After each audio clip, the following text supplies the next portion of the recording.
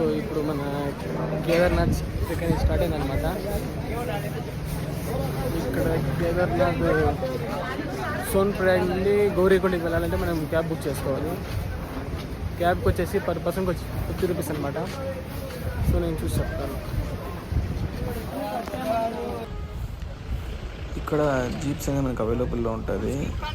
Per పర్సన్కి 50 rupees charge చేస్తారు.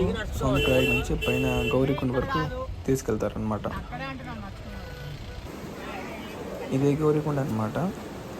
ఇక్కడ 24/7 ఎప్పుడు హాట్ వాటర్ అనేది వస్తూనే ఉంటుందన్నమాట. ఇక్కడ ఆశ్చర్యం ఏమిటంటే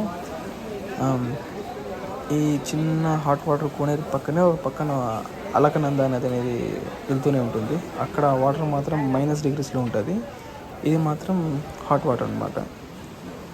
ఒక్క సెకండ్ అలా నేను చూపిస్తాను మీకు.